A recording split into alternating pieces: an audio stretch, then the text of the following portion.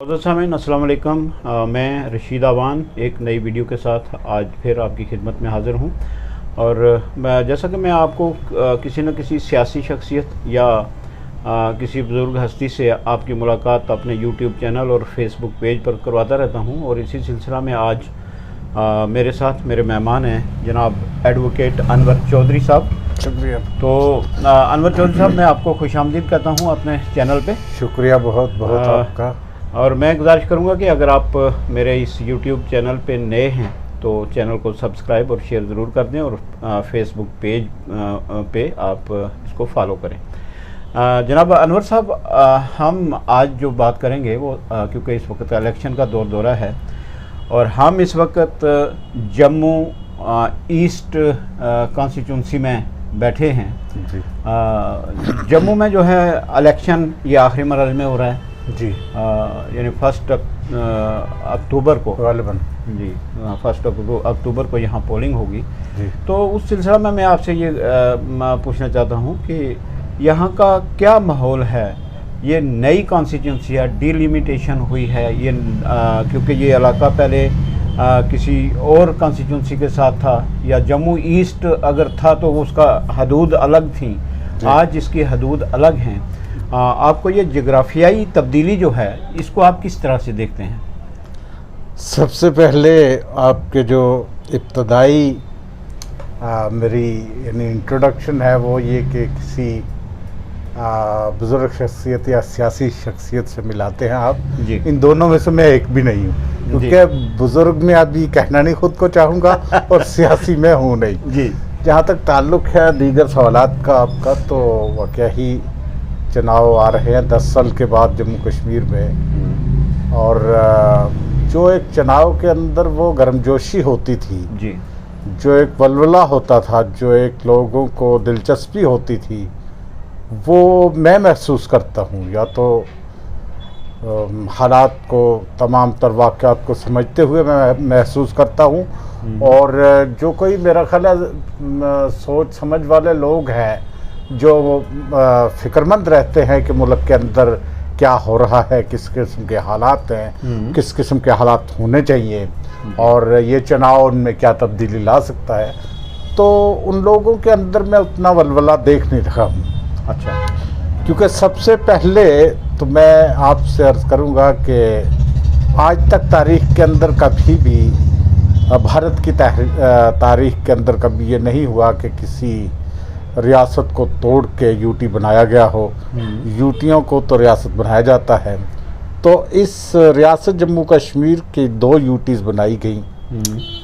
किन हालात के तहत बनाई गई ये मैं तो उस पर ज़्यादा तबसरा नहीं करना चाहूँगा, लेकिन उसके बाद 10 साल के बाद जब चुनाव आ रहे हैं तो एटलीस्ट कम से कम लोगों में ये एक यानी एक चीज़ पैदा करनी चाहिए थी, एक ये सोचने की यानी सलाहियत पैदा करनी चाहिए थी, या वो लोगों को कुछ ऐसा देना चाहिए था, सोचने के लिए ऐसी ग़िज़ा देनी चाहिए थी कि एक जमहूरी हुकूमत आ रही है और जमहूरी चुनाव होने जा रहे हैं, लेकिन ऐसा कुछ लगा नहीं मुझे। अच्छा। वो इसलिए कि चुनाव से पहले लेफ्टिनेंट गवर्नर साहब को इतने अख्तियारात दे दिए गए कि लोगों के जो सोच समझ रखने वाले लोग हैं, जो सियासी शऊर रखते हैं, वो समझते हैं कि ये शायद इसलिए किया कि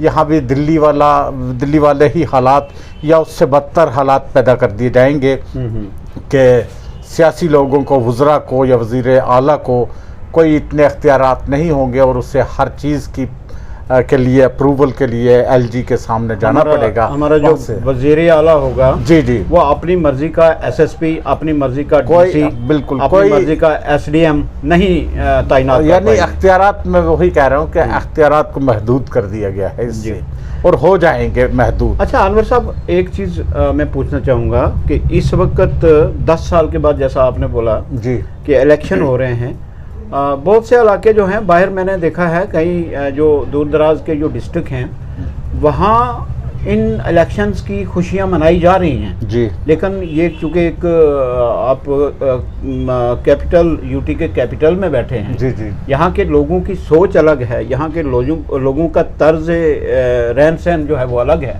जी, तो यहाँ जो है लोग अपनी मस्ती में हैं, अपने कारोबार में हैं। हाँ, कारोबार में भी मतलब बहुत ज़्यादा फ़र्क पड़ा है यहाँ जी। के, ख़ास करके जम्मू सिटी के कारोबारी लोग जी। परेशान हैं, जो इनसे जब बात होती है तो पता चलता है। लेकिन फिर भी हुकूमत का दावा ये है कि जम्मू कश्मीर में जब से गवर्नर राज लागू है जी, तब से इस वक्त तक बहुत तरक्की हुई है। इससे पहले तरक्की का सारा सिलसिला जो है वो थमा हुआ था। जिस दिन से यहाँ गवर्नर राज लगा है तो उसके बाद एकदम तरक्की के रास्ते खुले हैं, तरक्कियाँ हुई हैं, लोग खुशहाल हुए हैं, अमन अमान कायम हुआ है। तो इस सिलसिले में आप क्या कहेंगे? आप देख लीजिए, सभी लोगों के सामने है कितनी तरक्की हुई है, कितने लोगों के बच्चों को मुलाजमत मिली है, पढ़े लिखे लोगों को कितने सर्विसेज में लिया गया है, और कारोबार किस तरह से लोगों का ऊपर हुआ है या नीचे आया है, ये भी आप देख ले। पहले तो जब दरबार मूव बंद किया तो दरबार मूव की वजह से दरबार मूव में काफ़ी लोग यहाँ आते थे।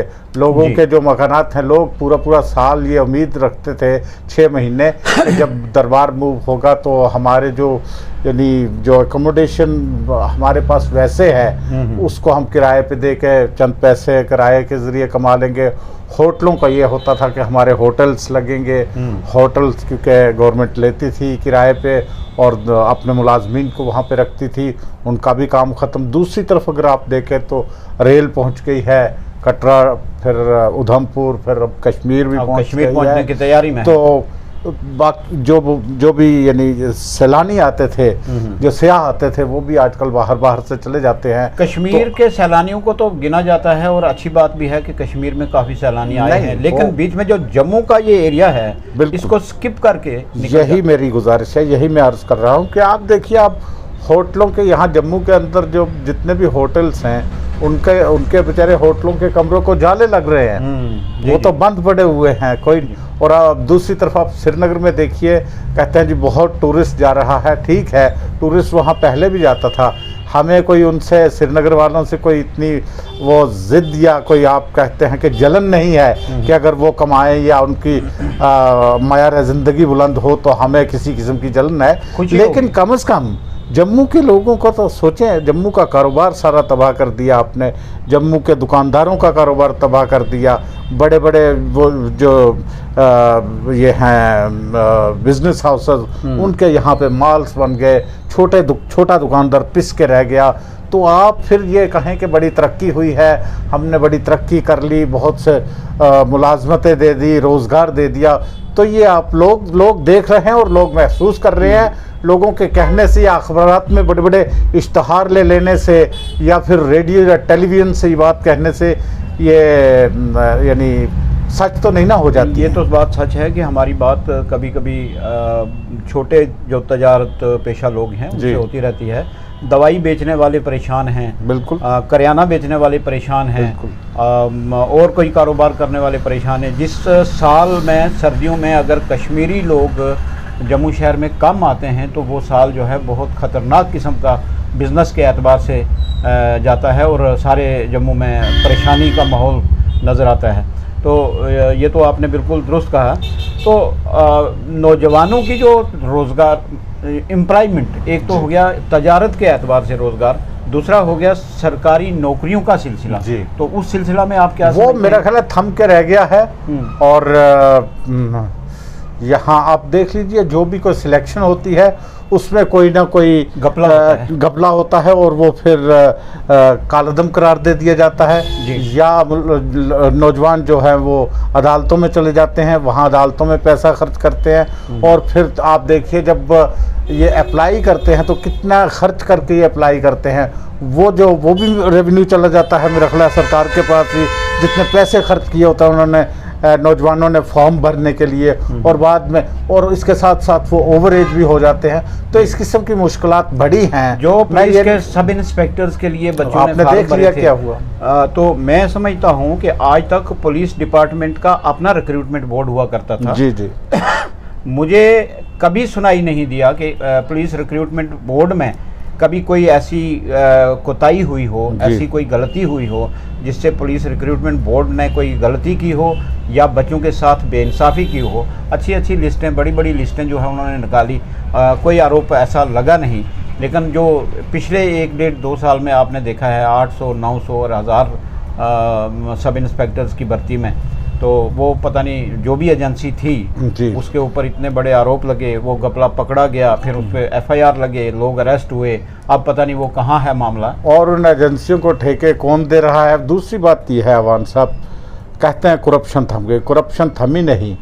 ये जो रिक्रूटमेंट हुई थी, बहुत से नौजवान हैं जिन्होंने लाखों रुपया दिया है, लेकिन वो ज़ुबान नहीं खोल सकते, वो खामोश हैं, क्योंकि ज़ुबान खोलें तो उनके अपने लिए मुश्किल और आगे रास्ते बंद हो जाते हैं उनके लिए नौकरी के, तो इसलिए लोग खामोश हैं। दूसरी आपने एक और बात की कि चुनाव में लोग खुश हैं या नहीं हैं। ठीक है, आपने कहा कि बड़ा वलवला देखा जा रहा है दूसरे अजला में। मैं समझता हूं कि और ज़्यादा उभर कर अगर आ रहे हैं पुंछ राजौरी के अजला आ रहे हैं, बिल्कुल वहाँ पे। अब देखिए लोग क्यों खामोश हैं या क्यों, मैं यानी आपके चैनल से मैं ये कहना, ये मैसेज देना नहीं चाहता था, लेकिन जब भी चुनाव हो तो मेरे ख्याल साफ शफाफ और जिनका जो हक है वो उनको देना चाहिए। जी बिल्कुल। अगर 7 सीटें रिजर्व है शेड्यूल कास्ट के लिए, तो उन सीटों पे किसी जनरल कैटेगरी वाले शख्स को फॉर्म भरने की इजाज़त नहीं है, ये एक कानून है जी। अगर शेड्यूल ट्राइब के लिए 2011 की सेंसस के मुताबिक 2022 में अगर 9 सीटें रिजर्व की जाती हैं गुजर बकरवाल और अदर शेड्यूल ट्राइब के लिए, तो वो उनका हक है। अब आप देखिए वो एक खुला है, कोई भी वहाँ पे चुनाव के लिए फार्म भर रहा है और भर दिए गए हैं, और बहुत से लोगों ने चिल्लाया, चुनाव कमीशन को भी लिखा, चुनाव चीफ इलेक्टोरल ऑफिसर को भी लिखा, होम मिनिस्टर को लिखा, और SC ST मिनिस्टर्स को लिखा, रजिस्ट्रार जनरल ऑफ इंडिया को लिखा, लेकिन उस पर कोई अभी तक किसी ने कोई चूं तक नहीं की, कोई बोला नहीं कि ये नाइंसाफ़ी हो रही है या लोगों के साथ इंसाफ हो रहा है। बिल्कुल आपने दुरुस्त कहा। दूसरी बात ये वावीला है कि फॉरेस्ट राइट्स एक्ट यहाँ जम्मू कश्मीर में दे दिए गए। मैंने राइट टू इन्फॉर्मेशन के तहत एक इन्फॉर्मेशन लेने की कोशिश की कि गुजर बकरवालों को कितनों को फॉरेस्ट राइट्स एक्ट के तहत अभी तक फ़ायदा पहुँचाया गया है जी। तो एक भी ऐसा शख्स उन्होंने नहीं बताया कि इसको फॉरेस्ट राइट्स एक्ट के तहत इसे हकूक दिए गए हैं जंगलात की ज़मीन पे। अच्छा, इस किस्म का कोई तो एक अब आज भी मैं अखबारात में पढ़ रहा था कि लोगों की रिजर्वेशन छिन जाएगी, ये होगा वो होगा। भाई रही कहाँ है रिजर्वेशन जो छिन जाएगी? जी। छिन गया है सब कुछ, अब क्या रिजर्वेशन तो क्या नहीं। तो इस तरह से लोगों को यानी आप अगर फॉरेस्ट राइट एक्ट में अभी तक एक भी आदमी, एक भी बंदा जो है वो बेनिफिशियरी नहीं बन सका है जी। तो फिर तो ये नारे जो इस वक्त लग रहे हैं मुख्तलिफ जगहों पे और ख़ास तौर पे गुजर बकरवाल पे, तो ये एक बहुत बड़ा एहसान जताया जाता है कि यहाँ इनको फॉरेस्ट राइट एक्ट मिला है, इनको जंगलों से कोई निकालेगा नहीं, जंगलों की ज़मीनें इनके नाम कर दी जाएंगी, इनकी भेड़ बकरियां माल मवेशी लेकर ये लोग आराम करेंगे, जिनके पास इस वक्त तक कुछ नहीं था वो माला माल हो गया है। तो ये नारे फिर कहाँ? बल्कि उन लोगों को आप देखिए कठुआ के अंदर, सांबा के अंदर, इधर डिस्ट्रिक्ट जम्मू में अखनूर की तरफ लोगों को उनके जो यानी आर्जी ठिकाने थे उनसे निकाला गया। अच्छा। जो उनकी चिरागाहें थी उनसे निकाला गया और तारबंदी कर दी गई। उनके मवेशियान जो हैं वो जहाँ पे घास चरते थे, जहाँ पे कोई पत्ते वगैरह खाते थे, वो भी तारबंदी कर दी गई और उन्हें उनके हकूक़ वो छिन गए, मिलने के बजाय उनके हकूक़ छिन गए हैं। तो ये लोगों को समझना चाहिए। मैं किसी पार्टी के साथ नहीं हूँ, लेकिन मैं बात करता हूँ जो आज महसूस कर रहा हूँ और जो लोग कह रहे हैं, ज़मीनी सतह की जो मैं आपको हकायक है वो बता रहा हूँ। बहुत शुक्रिया एडवोकेट अनवर चौधरी साहब। अब हम थोड़ा सा इलेक्शन की तरफ आते हैं कि जो ये मैंने डिलिमिटेशन के बाद की हमारी कॉन्स्टिट्यूंसी के बारे में एक सवाल किया था, इसमें जो तब्दीलियाँ आई हैं इससे क्या फ़र्क पड़ने वाला है? देखिए ये भी जो डिलिमिटेशन हुई है ये भी गोया अपने अपने सियासी फ़ायदे को मद्देनज़र रखते हुए। अच्छा, इस चीज़ को देखा गया है कि हमारी कंस्टिट्यूंसी कहाँ बन पड़ती है, किस मज़हब के, किस कास्ट के लोग किस इलाके में रहते हैं, वो अगर उनकी तादाद वहाँ इतनी है तो वो असरअंदाज इस कंस्टिट्यूंसी पे नहीं हो पाएंगे। ये कंस्टिट्यूंसी एक ख़ास पार्टी जीत सकती है, फिर दूसरी तरफ दूसरी कंस्टिट्यूंसी के साथ अगर उसे मिला दिया जाए तो वो वोट वहाँ चला जाएगा, वहाँ भी वोट डिवाइड हो जाएगा। तो इस किस्म के नज़रिए से ये डिलिमिटेशन भी की गई है।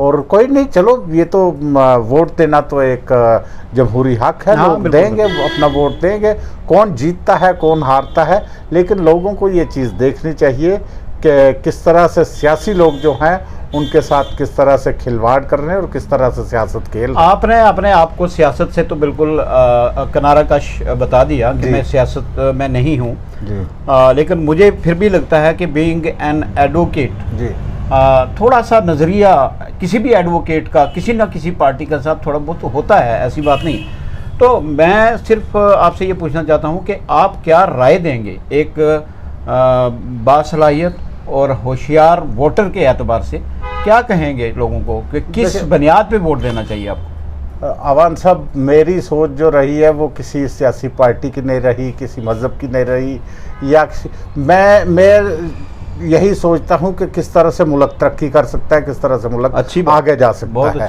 और किस तरह से दूसरे मुल्कों के सामने भारत की छवि अच्छी हो सकती है। अच्छा, तो ये जो अंदरूनी खलफशार है इसके साथ कोई अच्छा पैगाम बाहर नहीं जाता है दूसरे मुल्कों में।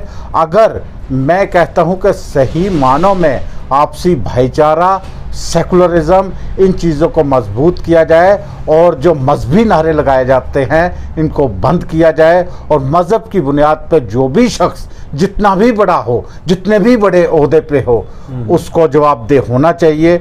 और हिंदुस्तान की सुप्रीम कोर्ट, अदलिया, दीगर अदलिया, हाई कोर्ट्स, रियासतों की अदलिया को मजबूत होना चाहिए, और एग्जेक्टिव और दूसरी जो भी ऑर्गन्स हैं तीसरे तीन, उनको जवाबदेह बनाना चाहिए और मजबूती के साथ लॉ को इम्प्लीमेंट करना चाहिए हिंदुस्तान के अंदर, फिर ही हिंदुस्तान तरक्की कर सकता है। देखिए एडवोकेट साहब, बात यह है कि जो पार्टियां इससे पहले बरसरे इक़्तिदार रही हैं जी, उनको बताना है अपना पहला किया हुआ काम।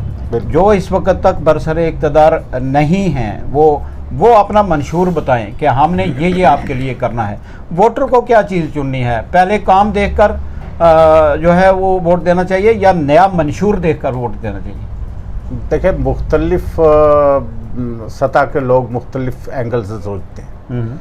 मेरा सोचने का मयार कुछ और होगा, आपका सोचने का मयार कुछ और होगा, किसी बहुत बड़े कैपिटलिस्ट के सोचने का मयार कुछ और होगा।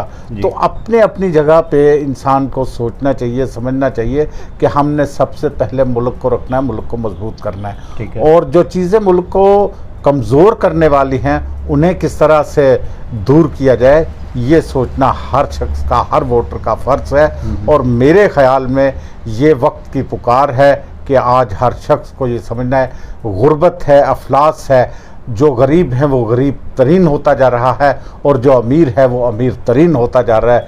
चंद लोग भारत के अंदर अमीर तरीन होते जा रहे हैं और गरीब पिस रहा है। इसलिए एक मुसावात आनी चाहिए समाज के अंदर, पूरे भारत के अंदर। मैं तो यही कहूँगा, और उसी सोच के साथ हमें वोट देना चाहिए, और इस सोच के साथ वोट देना चाहिए कि अमन और अमान कहाँ कायम रहता है। जब बदअमनी होगी तो बदअमनी का सबसे बड़ा जो शिकार है वो गरीब आदमी और वो सिन्फ नाजुक होती है। जी, एडवोकेट अनवर चौधरी साहब, आपने वक्त दिया। मुझे लगता है कि काफ़ी फ़ायदेमंद बातचीत हमारी रही। इसका फ़ैसला जो है हमारे व्यूअर्स करेंगे कि हमने जो बातें की हैं वो समाज के लिए, मुल्क के लिए कितनी फ़ायदेमंद हैं। आपका बहुत बहुत शुक्रिया। अवान साहब, जैसा कि मैंने कहा कि अपनी अपनी मयार की बात हर कोई कहता है, कितना मयार है मेरे सोचने का, तो जितना मेरा था वो मैंने कहा है। और आपका बहुत बहुत शुक्रिया, आप तशरीफ़ लाए, आपने ये चंद बातें मुझसे पूछी, थैंक यू वेरी जवाब मच, देने की थैंक यू कोशिश वेरी की। मच। शुक्रिया।